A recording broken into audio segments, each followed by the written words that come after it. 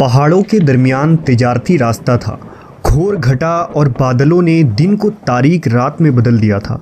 बादल गरज और चमक रहे थे, बिजलियां कड़क रही थी और मौसलाधार बारिश हो रही थी। इस दौरान 3 खौफजदा लोग इस वादी से गुजर रहे थे। वो कभी आसमान की तरफ देखते तो कभी उस सैलाबी रेले की तरफ जो पहाड़ों से बहकर उनके पीछे आ रहा था। तीनों दोस्त बड़ी तेज़ी से चल रहे थे। इनमें से एक ने कहा, मेरा ख्याल है कि हम लोग यहाँ रुक जाएं और बारिश थमने के बाद रवाना हो। उसने कहा, करीब एक पहाड़ है, हम वहाँ कुछ देर के लिए पनाह ले सकते हैं। लिहाजा वो तीनों शख्स बड़ी तेज़ी से उस पहाड़ के जानिब बढ़े और एक गार में दाखिल हो गए। गार के मुंह की तरफ से थोड़ी बहुत रोशनी आ रही थी और सैलाब की गड़गड़ाहट बढ़ रही थी। अब तीनों ने चैन की सांस ली कि कम से कम अब वो इस खौफनाक सैलाब और बिजली से महफूज हो गए और उन्हें एक पनाहगाह मिल गई।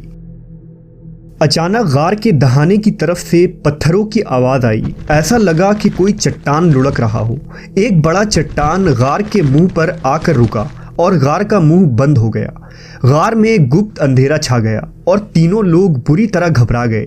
पहले तो उन लोगों ने चट्टान को धकेलने की कोशिश की, मगर यह चट्टान इतना बड़ा और भारी था कि 100 लोग भी मिलकर अगर उस चट्टान को धकेलते तो ये हिल ना पाता। और इस सूरत हाल में अल्लाह के अलावा अब उन्हें कोई भी निजात नहीं दिलवा सकता। अब तीनों आपस में कहने लगे कि अल्लाह की कसम, तुम्हें इस मुसीबत से अब तो सिर्फ सच्चाई ही निजात दिला सकती है। बेहतर यह है कि अब हर शख्स अपने किसी ऐसे अमल को बयान करके दुआ करे जिसके बारे में उसे यकीन हो कि वो अमल उसने खालिस अल्लाह की रज़ामंदी के लिए किया था।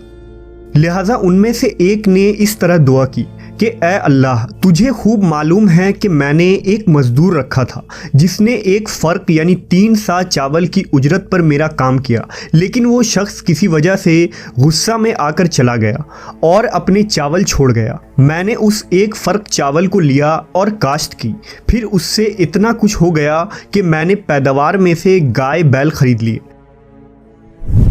इसके बहुत दिन बाद वो शख्स मुझसे अपनी मजदूरी मांगने आया। मैंने कहा, ये गाय बैल खड़े हैं, उनको ले जा। उसने कहा, मेरा तो सिर्फ एक फ़र्क चावल तुम पर होना चाहिए था। मैंने कहा, ये सब गाय बैल ले जा, क्योंकि ये उसी एक फ़र्क की आमदनी है। आखिर वो गाय बैल लेकर चला गया। ए अल्लाह, अगर ये ईमानदारी मैंने सिर्फ तेरे डर से की थी तो गार का मुंह खोल दे। दूसरे ने इस तरह दुआ की कि ए अल्लाह, तुझे खूब मालूम है कि मेरे माँ बाप जब बूढ़े हो गए थे तो मैं उनकी खिदमत में रोज़ाना रात में अपनी बकरियों का दूध लाकर पिलाया करता था। एक दिन इत्तफाक से मैं देर से आया, वो सो चुके थे।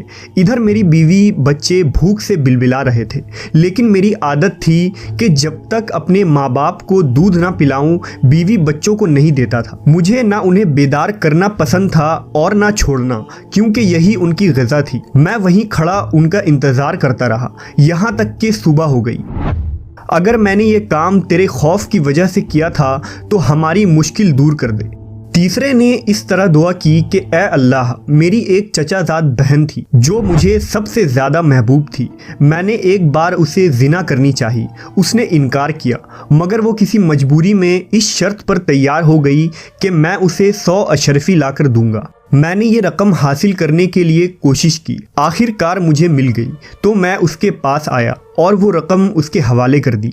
उसने मुझे अपने नफ्स पर कुदरत दे दी। जब मैं उसके करीब गया तो उसने कहा, अल्लाह से डर और मुहर को बगैर हक के न तोड़। मैं खड़ा हो गया और 100 अशरफियाँ भी वापस नहीं ली। अगर मैंने ये अमल तेरे खौफ की वजह से किया था तो हमारी मुश्किल आसान कर दे। अब तीनों ने दुआ की कि ए अल्लाह, इन नेक अमाल की बरकत से हमारी मुसीबत को दूर कर दे।